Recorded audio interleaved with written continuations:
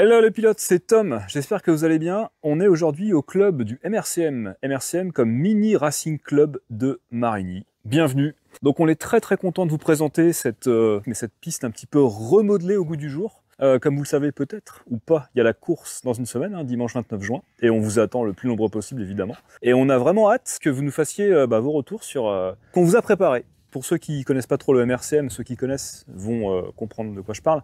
Ceux qui connaissent pas, en fait, la piste avait vraiment besoin d'un petit rafraîchissement.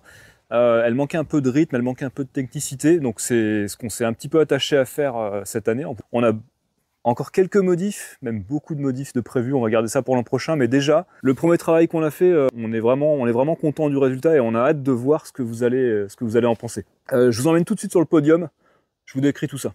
Alors, on est maintenant au niveau du podium. Donc déjà, premier constat qu'on avait sur la piste d'avant, la ligne droite était bien trop longue. Donc pour la raccourcir un petit peu, on a commencé par mettre un petit pif-paf chicane à gauche-droite en entrée de ligne droite. Ça a aussi pour avantage de casser un peu la vitesse pour l'entrée au stand. On prend toute la ligne droite et ensuite, bout de ligne droite, on a raccourci, on va plus aussi loin qu'avant, ça s'éternisait jusque là. On tourne avant et ça permet en fait de prendre la bosse que vous voyez en rouge là, avec beaucoup moins de vitesse. Alors cette bosse, elle était très cassante, elle envoyait en l'air un petit peu, elle chahutait. On l'a reprise, on l'a beaucoup adoucie pour qu'elle fasse un saut vraiment sain, pas trop haut et pas trop loin quoi. Et ça tombe bien parce que juste après, on a mis cette bosse, on a mis cette petite bosse, donc qui envoie vraiment super bien. Tout ça pour utiliser en fait la réception qu'on avait déjà ici. Donc toute cette zone, ça se voit pas tellement, mais ça va rester en herbe.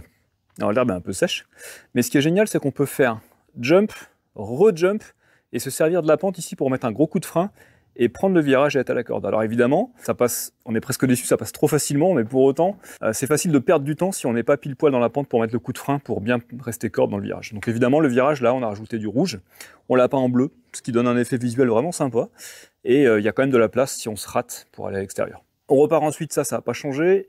La bosse qui est ici, alors avant, le circuit allait s'éterniser complètement à gauche pour revenir faire un gros virage. Alors, ça apportait pas grand-chose. Nous, on a fait le choix, en fait, d'utiliser un petit peu le dénivelé naturel qu'on avait ici. On va avoir un virage en épingle. Alors, on peut penser qu'on peut couper, mais en fait, c'est pas, ça coupe pas, c'est un petit peu en biais. Et surtout, on a une pente qui remonte, c'est une épingle avec une petite montée. Et ça rend un peu la partie un peu technique. Et on peut vite beaucoup perdre de temps à l'extérieur. Ensuite, la table, ça change pas. On jump. On a une première bosse qui a été adoucie parce qu'elle envoyait un peu n'importe comment. La bosse du milieu, on l'a supprimée et on a laissé la bosse de fin. Ça saute beaucoup mieux qu'avant au niveau de cette bosse-là. Et après, ça s'enchaîne bien. Ensuite, ça, c'est inchangé. On arrive là-bas, virage à 90, un petit peu en hauteur. Ce qui est sympa, c'est que pour les meilleurs, vous allez pouvoir couper à la corde et sauter direct dans la partie qui est là. Là, c'est des marches, mais ça se prend plutôt bien. On a aussi repeint en peinture blanche, vous avez vu, les intérieurs des virages. Double bosse, facile. Ça change pas, le comptage qui est juste ici. Alors, partie très technique ici, parce on évite complètement extérieur ici pour repiquer complètement extérieur par là-bas. Idéalement, il faut venir lécher un peu l'intérieur. Attention, cet intérieur, il attire beaucoup les pneus, on peut vite s'arrêter dedans. Ça change pas, c'est comme avant, pareil. Double bosse, et ici, là-bas, en fait, on allait chercher initialement beaucoup plus loin, et on a fait le choix, en fait, d'amorcer le virage à gauche plus tôt pour permettre au meilleur de se placer dès la réception avec un whip en l'air, et surtout pour réduire la prise d'élan des whoops qui était en fait vraiment trop facile, on pouvait quasiment sauter toutes les whoops d'un coup. Modif à venir, une 5e whoops au milieu pour faire double, simple et double. Bon j'espère du coup que ça vous plaît, et en tout cas je vous montre tout ça en images. On va faire rugir le MBX6.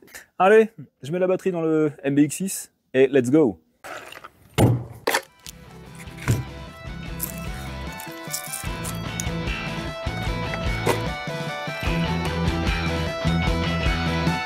Allez. Alors, c'est pas le bon modèle. Hey, hey.